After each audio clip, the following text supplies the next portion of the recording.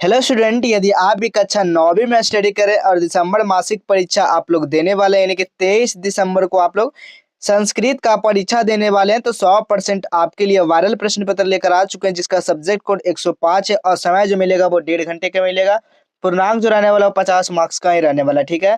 यहाँ देख सकते हैं 1 से लेकर 30 तक ऑब्जेक्टिव रहेगा, जिसमें से 25 प्रश्नों का ही जवाब देना है। तो ये सारा ऑब्जेक्टिव हम आपको बता चुके हैं। हम इस वीडियो में पूरा आपको सब्जेक्टिव क्वेश्चन बताने वाले हैं, ठीक है। इसका आंसर के साथ साथ आपको दिखाने वाले हैं। तो पहला यहाँ पर देखिए खंड 12 रहेगा, ठीक है, जिसमें लघु उत्तरीय प्रश्न रहेगा। 1 से लेकर 10 तक है, जिसमें से 5 प्रश्नों का जवाब देना है। आप प्रत्येक प्रश्न कितने अंक के होंगे, तो 2 अंक के होंगे, ठीक है। तो चलिए सबसे पहले हम लोग क्वेश्चन को देख लेते हैं, उसके बाद सीधा लोग आंसर की ओर चलेंगे। पहला क्वेश्चन पूछा गया है, इफ्तार क्या होता है। अगला क्वेश्चन है, रोजा किस समय खोला जाता है और क्या, और जो है क्या देखकर खोला जाता है।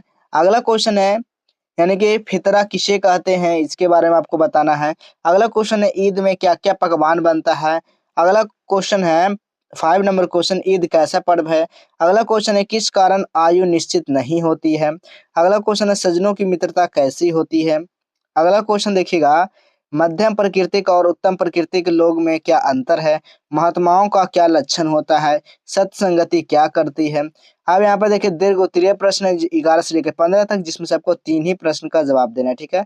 तो देखिए 11 नंबर क्वेश्चन है, नीति प्रधानी पाठ का सारांश आपको लिखना है। ब्रह्मा जी किसे संतुष्ट नहीं कर सकते हैं और क्यों। ईद में क्या क्या होता है। ईद पर्व का क्या संदेश देता है। अगला क्वेश्चन है, गंगा नदी पर एक अनुच्छेद 7 पंक्तियों में लिखना है, ठीक है। चलिए अब कहाँ से इसका पूरा सब्जेक्टिव क्वेश्चन को डाउनलोड कर सकते हैं। तो सबसे पहले अपने फोन में गूगल ब्राउजर को ओपन करना है और सर्च क्या करना है, आपको नालंदा हेल्प आपको इस तरह से लिख देना है बाबू, ठीक है। क्या लिखना है, नालंदा हेल्प। इस तरह से जैसे आप लोग लिखेंगे तो आपको यहाँ पर साइट देखने को मिल जाएगा। इस पर आपको क्या करना है, क्लिक कर देना है।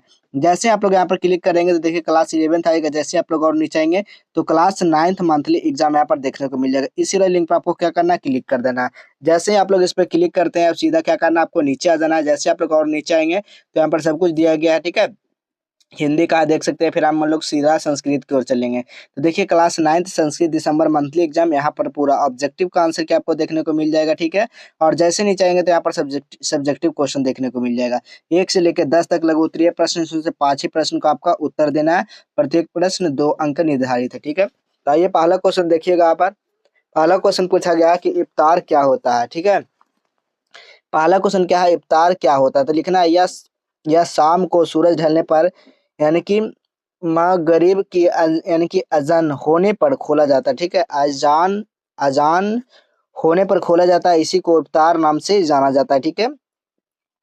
अगला क्वेश्चन देखिएगा, रोजा किस समय खोला जाता है और क्या देखकर खोला जाता है। लिखना है, इफ्तार में सबसे पहले खजूर खाकर रोजा खोला जाता है, ठीक है। इस तरह से आप लोग लिख दीजिएगा।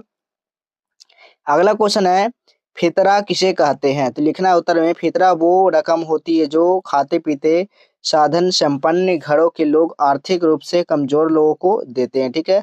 वो फितरा कहलाता है। अगला क्वेश्चन है, सज्जनों की मित्रता कैसी होती है। क्वेश्चन है कि सज्जनों की मित्रता कैसी होती है। लिखना है, सज्जनों की मित्रता पहले कम और बाद में बढ़ने वाली होती है, ठीक है, बढ़ने वाली होती है। अगला क्वेश्चन है, सत्य संगति क्या करती है। तो लिखना है बाबू, सत्य संगति शब्द सत्य अर्थात उत्तम और संगति अर्थात साहचर्य से मिलकर बना है, यानी उत्तम व्यवहार एवं अच्छे चरित्र वाले लोग के साथ रहना सत्संगति कहलाता है, ठीक है। अब यहाँ पर देखिए दीर्घ उत्तरीय प्रश्न है, जिसमें से 3 प्रश्नों का ही जवाब देना है। पहला क्वेश्चन है, नीति प्रधानी पाठ के सारांश को आपको यहाँ पर लिखना है, ठीक है। अगला क्वेश्चन है, ब्रह्मा जी किसे संतुष्ट नहीं कर सकते और क्यों नहीं कर सकते। लिखना है, ब्रह्मा जी पूजा करना वर्जित क्यों माना गया है। दरअसल देवी देवताओं सावित्री के श्राप के कारण ही ब्रह्मा जी पूजा वर्जित मानी गई। ये पुराणों के अनुसार एक बार ब्रह्मा जी हाथ में कमल का फूल लिए हुए अपने वाहन हंस पर सवार होकर अग्नि यज्ञ के लिए उचित स्थान तलाश कर रहे थे, ठीक है। अगला क्वेश्चन है, गंगा नदी पर एक अनुच्छेद 7 पंक्तियों में आपको लिखना है।